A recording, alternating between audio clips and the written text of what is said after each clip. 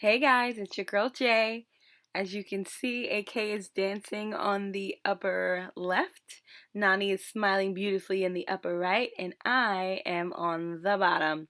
We are going to continue off with our boundaries chat, and we have a special guest. Hey, welcome. Hi, Paula. No boundaries. So, welcome to our Sip and Chat Boundaries edition. Hi, guys. Hi. Thanks for joining us. Yes, Thanks for welcome. having me. I think I told you our topic was going to be about boundaries.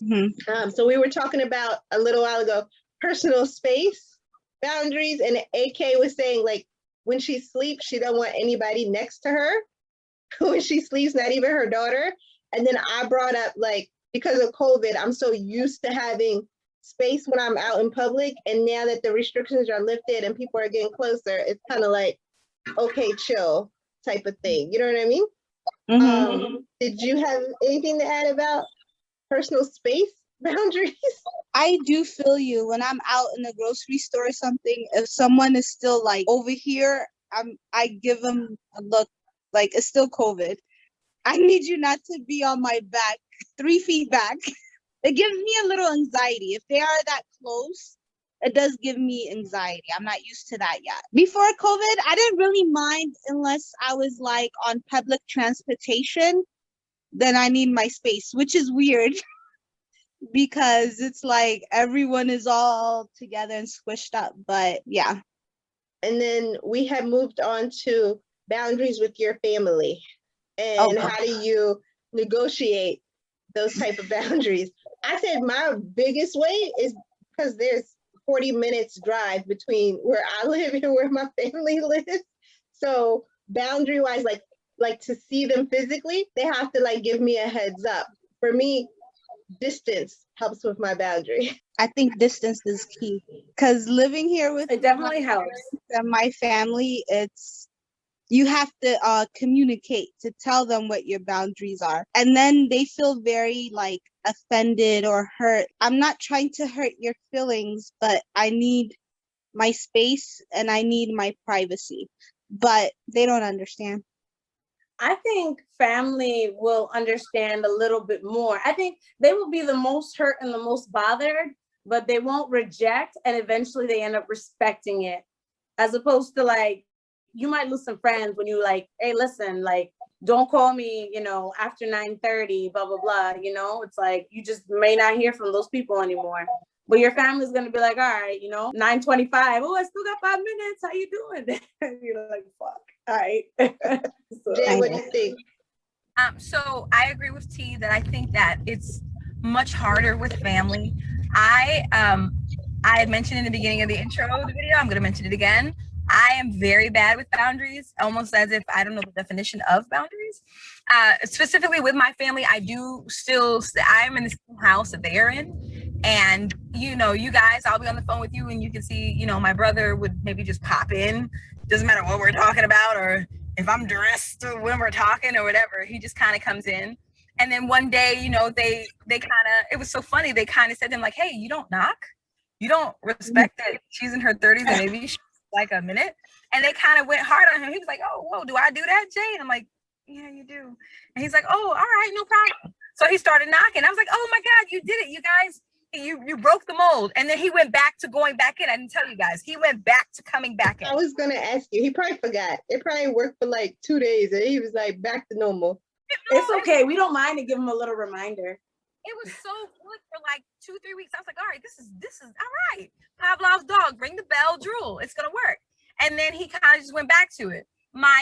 So as you guys were talking about family, for me, I do a lot of things for my family and I do it because I love them, but I've also expressed to them sometimes that, hey, I just wish I didn't love you this much so I wouldn't do it for you, because I feel like I'm a slave to my love to you because I'm unable to say no. Why is that? Do you feel bad or guilty if you say no? Completely. Because I'm not gonna say who in my family does this because that's really throwing shots, but it's happened where I'll be on my way home and I'll get a call like, hey, for instance, can you stop by to Burger King and get me some? I'm like, oh, but I've already passed Burger King. Oh, you did? Okay, well, mean, how much did you pass it? Is it only like a block back, or is it 5 blocks? Yeah, it's like that. Or it'll be like, oh, you're eating somewhere. Oh, could you bring me something? Oh, well, I don't really have enough. Well, I could tell you the money. Oh, well, I was just about, they brought the check already. I mean, you're not doing anything, right? You're coming home, right? And I was like, okay, all right. Or like, hey, can you somewhere? You're going in the car. I mean, it's right down the block. Like, it's things like that, or if I'm spending too much time with you guys and not enough with them. It's like, oh, I don't see you enough anymore. What's going on? You don't love me. And it's just the guilt. They'll get used to it. It was, I feel you in that sense. I completely understand. But once you set your boundaries and you keep like confirming or affirming, what's the word? Affirming. I think Yeah. So once you start doing that, they will respect the boundary. They will understand that, okay, let me ask ahead of, no, trust me, I see your face, but that's what I had to do. And I don't feel guilty about saying no anymore because, hey, I feel like I had to tell them I'm a human being too.